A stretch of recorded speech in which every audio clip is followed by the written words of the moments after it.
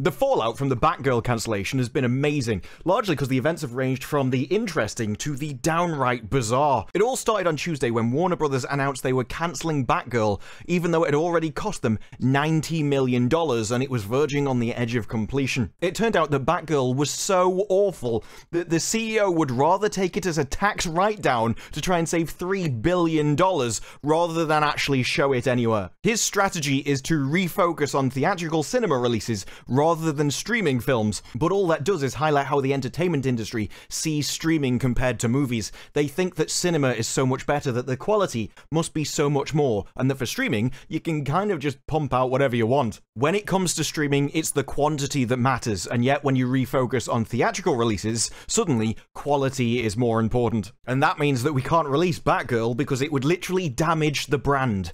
And this is the same people that thought that Batwoman was perfectly fine to show. With that in mind, it's probably impossible to underestimate how bad this film was. And when you've got images like this of what it was going to look like, yeah, it becomes very obvious as to why it got cancelled in the first place. I'm not sure what Mel B's doing in the background there, but I'm sure she's got her reasons. Spice Girls have got to earn a living as well, I guess. But what this does show is that Warner Brothers has entered a time where money matters, when they're willing to throw away movies rather than waste more money on them because they know they're going to be failures. Suddenly, profit matters more than educating their populace, and that matters for the simple reason that money men will give you exactly what you want because you want it, and that will make them money. Money men want to get the most money for the least amount of work, and when it comes to things like comic books or story adaptations of other IPs, what that will mean is they just go, yeah, whatever it says in that book over there, just do it and get it out on the screen. Not only is it what they want, but the script's already written for them. You don't need to be that creative, you just do what it says in the text. It's simultaneously the laziest way to make something, and also exactly what the fans want from things like adaptations. The issue is, despite the CEO saying we're not going to put out a movie unless we believe in it, he's actually asking for a top-down change of the entire company. And what he'll be faced with is a load of rebellion from the lower ranks, as all the creatives, they want to change things. They want to come in and put their mark on it. I want to change the story for me. They think their egos is more important than what the customer base wants. And he's not going to be fighting them, he's going to be fighting the journalists and everything else. The issue becomes, although he realizes he's got a problem and he knows he's losing money, does he even understand the scale of the problem that he's got to face and the people that he's going to have to face down in order to solve it in the first place? Because the axing of Batgirl should have been the simplest of things to do. Look, it was a terrible movie, we didn't think it was worth showing, so we got rid of it. And yet already he's facing articles from Variety of how axing Batgirl highlights Hollywood's persistent erasure of Latinos. I mean, we're just going to ignore the fact that Batgirl was ginger and gingers have been removed from Hollywood for literally years at this point and no one cared about that. Oh no. Despite the fact that Batgirl was already erasing somebody else, this is a huge problem. Now they've been cancelled. And this entire article is literally just a hit piece aimed at them. How apparently the cancellation was controversial. That the we're not going to put out a movie unless we believe in it, which is perfectly reasonable. If you think you're going to lose a load of money, why would you release something? No, apparently they took that to mean that Hollywood doesn't believe in Latino stories, creators, or feelings. I think it's impossible not to believe in someone's feelings, considering in this day and age, that's all we ever hear about. No, instead, what Variety decided to do was count them like they were objects. Always nice that Variety thinks you should just dehumanize people and check if you've got enough of them. Do the individual humans and their talents matter? No, I just want a number. Number will be enough. And then just go on to lie that there was palpable excitement and enthusiasm for Batgirl. I mean, I could have been excited to laugh at it, but for most people, no, I don't think they go into disasters with the same amount of glee. But no, this isn't just a problem of a tax break, this is one about the actors themselves. And they go on to bring up every bit of dirty laundry they think they can muster, before saying, when will the excuses end for Latino exclusion? They're not disposable, nor culturally ambiguous. Hollywood has a long way to go, and they need to learn about us. Yeah, seriously, this is the kind of ego you get from a Variety journalist who seems to think that Hollywood cancelled a $90 million movie just to personally get a dig at them. And that is what you get for pandering. If Batgirl had been Batgirl and had actually been ginger, then this article would never have been written. But because suddenly we've got to change Batgirl specifically to appeal to people like this journalist, when you end up having to cancel that thing for monetary reasons, you can't, you daren't, because you'll get hit pieces like this. And those are what the CEO is going to have to face down. This is no longer just a matter about money. You begin to enter into a war with the press, because now you're not doing what they want anymore. And it was trying to appease the press and the journalists, which led them down this path of destruction in the first place. No longer could we make faithful adaptations or hire the best people for the job. No, now we've got to count people as if they're nothing but a number, dehumanize them to nothing but a statistic. Personally, I prefer the individual approach rather than the collective one. I just want the best person hired for the job and the role. Thing is, that's not what Hollywood has been doing anymore. They've been hiring specific people, counting beans, making sure all their numbers are in a row, and now their company is full of people who aren't talented, who can't make anything good, and who all think that people are nothing but beans to be counted. That as long as you've got all your boxes checked on the Dulux color chart, suddenly you've got a good movie. And that is something that the CEO is going to have to face. He's willing to get rid of terrible movies, but is he willing to get rid of people who make the terrible movies? People who will no longer do faithful adaptations. The people that think they need to change everything, write everything. The writers who think they're so important, so impressive, that they can change a story and improve it by just making it all about them. Because Zaslav does seem to have the right idea in some places. He's talked about a 10-year plan focusing on just DC, and obviously this is compared to what Disney did, and everyone's seen where Disney has ended up. But that doesn't mean that DC has to go down the same path. Marvel went down the path of destruction for the same reasons as I've just spoken about, and DC at this point, as long as they stick to their actual known brands, could avoid that in my opinion. And he seems to know what those brands are. In this from their Q2 quarterly earnings webcast, you can see that the first franchises they mention are Batman, Wonder Woman, and Superman. You want to build a 10-year plan? You start there. You can actually use those movies to launch other characters from, and you've already got the people that do it. You've already got the people like Henry Cavill that could do those roles. And yes, he's been cast aside, left out in the cold for so many years, all because his face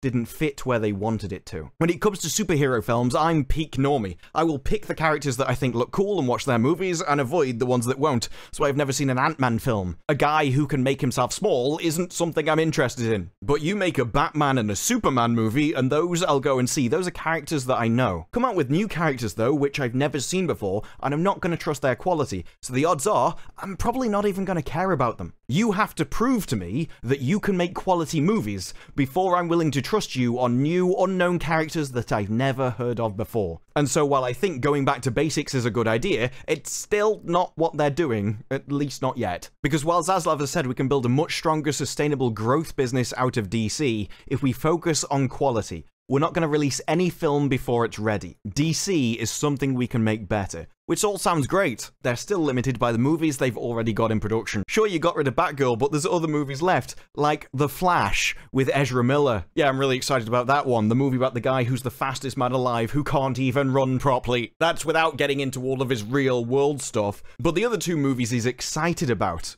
is Black Adam and Shazam! Fury of the Gods. Shazam! I wasn't interested in the first movie, the trailer really didn't do it for me. And Black Adam, I do think the trailer's pretty cool actually. I also like The Rock, but I'm not going to go to a movie specifically just to see him. And I don't have any reason to think that the movie actually will be good.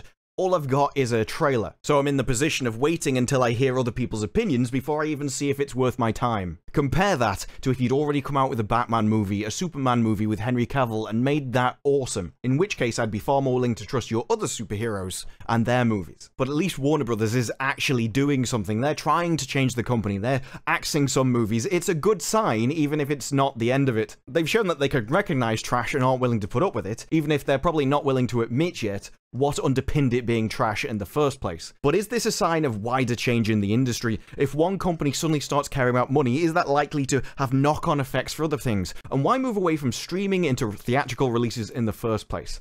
Because there's going to have to be solid reasons for all of this. The CEO is going to need strong arguments about why this has to happen and the changes within the company needs to happen, because he's going to face a lot of pushback if he doesn't. Because no matter how much the strategy makes sense, he's still going to face articles like this about how Discovery's Batgirl blunder spoils a solid strategy. Because despite acknowledging that the CEO just wants to pull the company to profitability, which seems like a reasonable idea for a business to exist, Variety isn't actually happy that a company is going for money rather than education and preaching. Because the CEO said they can't find an economic case to actually release the movie, there's no value in it. But Variety think that the value in a company is actually in more than just money. They say that the Batgirl cancellation was actually a huge blunder because it generated a whole wave of controversy and negative press. Bearing in mind that this article comes from Variety as well. They're saying it was a bad move because of bad press that they created themselves. That's why the only solution to things like this is to literally ignore or laugh at them,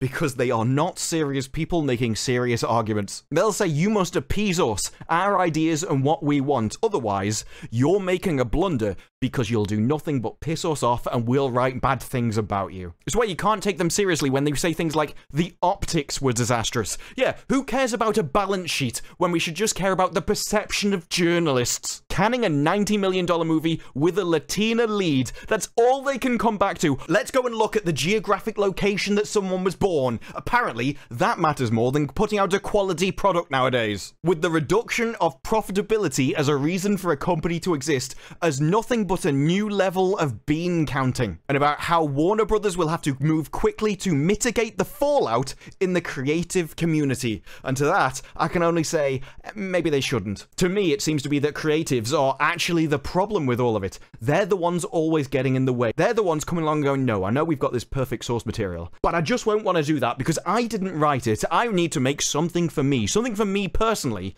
and it needs to have my ideas put in it that have no place in this imaginary world. I need to put them in it. I don't understand how people can come to hate so much something that they once loved. Maybe it's because it's changing, but as a writer, you'd go crazy if you didn't change it somehow.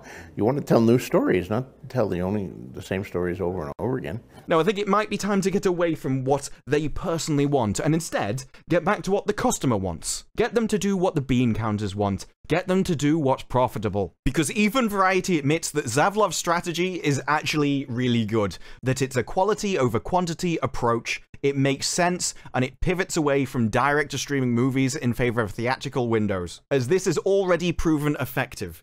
Their only argument is the fact that it's bad PR. Bad PR which they made. So the question is, can Zaslav stand up in the face of this kind of criticism, which has been leveled at everyone who's ever spoken out against Hollywood for years at this point? Because so far, all Hollywood has ever done is bow down to journalists, and it's caused them nothing but trouble, nothing but lost money. And even when they cancel movies, take an extra loss, suddenly they're still not happy, because you're not doing exactly what they demand of you. And the funny thing is, giving in to their demands, leaving the source material, changing one character for another, is exactly what gave them the material and the ammunition in order to make this attack on Warner Brothers in the first place. This was really a rod for their own back. Now, there have been other changes in the industry. Netflix also fired a load of their staff, cancelled a load of their shows, which they knew wouldn't be profitable, when suddenly they lost millions of subscribers and suddenly had to make money. Now we've got Warner Brothers doing that, and the question is, are there wider ramifications for the rest of the industry? Or if there isn't, why are these companies deciding to just do it first? Well, when it comes to Disney, Disney has other revenue streams. This is also something that Warner Brothers themselves have brought up, that they need to diversify their revenue streams, because if you're just an entertainment company making TV shows, you have to make good TV shows, otherwise you'll go bankrupt. The idea that a company will always pursue profit doesn't make any sense when that company actually has people inside it, and those people will simply go for what they value most. And if a company is already making loads of money, then they don't value that as much, and they think they can waste some of that money in order to do something else that they value, such as preaching at an audience, changing people's opinions, saving the world. This is why Disney shows no signs of slowing down right now. Disney's parks, experiences, and products account for 33% of Disney's total revenue, but 62% of their total operating income, or the profit. This means that Disney has money that they can easily subsidize something else, another part of the business, if they think it's valuable enough. If they think that sending out this piece of work which just pushes a certain idea, it has to be said, it has to be out there, it has to be done. Well, that's not going to make them go bankrupt, so they can afford to do that. Whereas if you're in the job of just providing entertainment, you probably can't. Your margins aren't as much, you need to keep people around. And keeping people around on a streaming service is notoriously difficult. The churn effect is astronomical, as the amount of people in every single generation is massively more for both added and cancelled in the last 6 months than those have just added. People are not loyal in this segment, and it's easy to understand why. A new show comes along, you want to watch it, you subscribe, watch it, and finish. It's one of the reasons the binge model is just terrible for them for profitability. People can binge it in a week and immediately unsubscribe. That churn means you need content, constant supply of content, and you kind of don't really care about its quality, that'll do. Anything that gets people on board. And with streaming, everyone wanted a piece of the pie. They thought it'll pay off long term. We'll get the subscribers and they'll stay around. And they realized they were wrong. So everyone is spending all of this money on content to get as much out as possible to win people who will just leave again. Really didn't work as a business model. So then the corporate logic comes down to who was willing to lose the most money for the longest amount of time, because when all the other companies have shut down their streaming services, or we just have the most content, then we'll win. Then they'll stay loyal to us when there's no one left. And that means that Disney think that they can burn money, waste money on anything. Yeah, people may churn, but as long as we can stay wasting money the longest amount of time, we'll eventually get some people. We'll eventually win the streaming wars. And when you've got a company that's willing to burn money because they can subsidize it in another area of their business, then suddenly you've got a load of creatives with free reign to do whatever they want. Except you filled your company with creatives that aren't very good, aren't talented, and weren't hired for their talent in the first place. You also can't fire them, because that will lead Variety to give you bad PR. It's the perfect storm of how to lose money and how to make terrible entertainment that keeps on getting worse, and keeps giving customers exactly what they don't want. But it's something that not all companies can do. Entertainment, pure entertainment companies can't. This is why Netflix had to suddenly realize, we should probably start making good stuff and get rid of a load of people that just make trash. And Warner Brothers seem to be falling into the same pattern. Because it's been known for a long time that actually streaming is not very good.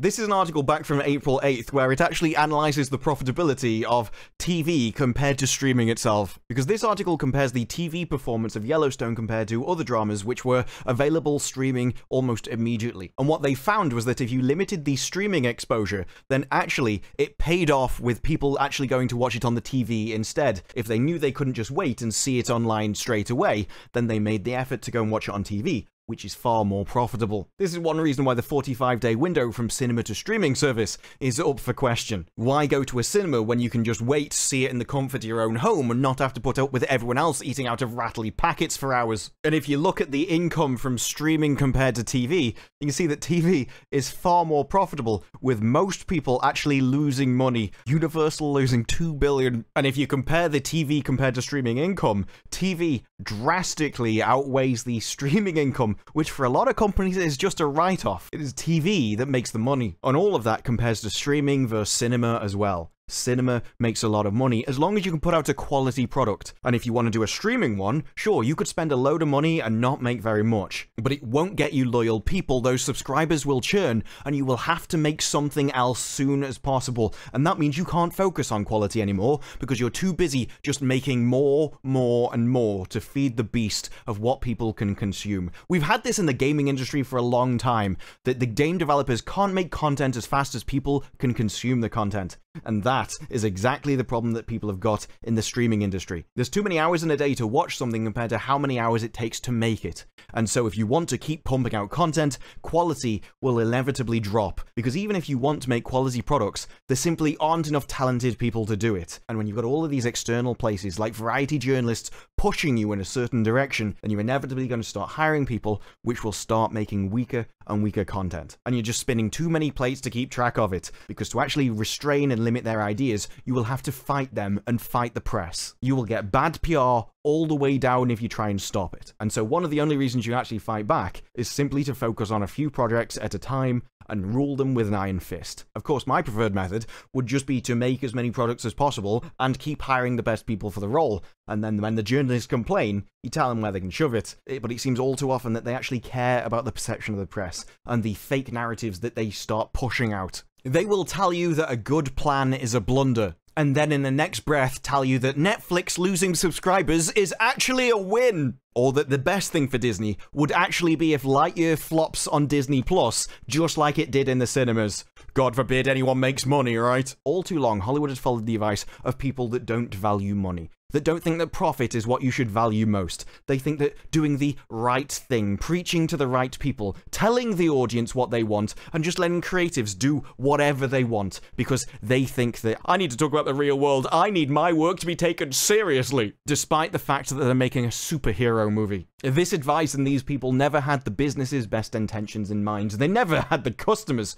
and what the customers wanted in mind at all. And if the businesses want to be a success, the customers are going to have to come first. But that means that CEOs are going to have to start standing up to all of the bad articles which will inevitably come out. Because despite how laughably baseless they'll all be, the journalists will definitely make it seem like a lot of people agree with them, simply because they all agree with each other, and so nobody actually hears about the people who are actually honest. I do think that this is a good sign, that some companies at least having to go down this path is a good sign for the future.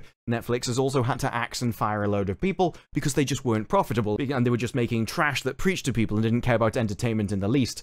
But we're a long way from the finish line. These are just the companies at first, which will be the first affected, the ones which are focusing on entertainment. With places like Disney having an almost bottomless pit of money just from the parks alone, they can afford to lose money. They can afford to just throw money away for as long as they want. And so there's no external pressure on them forcing them to actually make something good. And when they filled their company with people who aren't interested in entertaining people, who don't care about the quality of the product, who think that losing the money is worthwhile, it's going to take some kind of external force in order to make them. And if it's not going to be money, then it would simply require somebody very high up in the company with an iron will and the power to actually do it. And that seems very unlikely at the moment. So Batgirl getting axed, is it a good sign for the future? Yes, I think it is, but I think it's one step on a very long road to where we can actually turn entertainment around. From one where the TV shows just preach about the personal values of whatever trash writer they've hired for this one, into one where actually the companies want to give the customer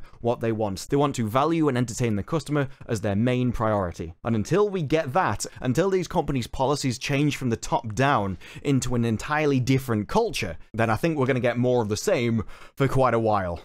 But those are just my thoughts. What are yours? Let me know down in the comments below. Like the video if you like the video. Subscribe. More videos like this in the future, and I will see you in the next one. Bye-bye.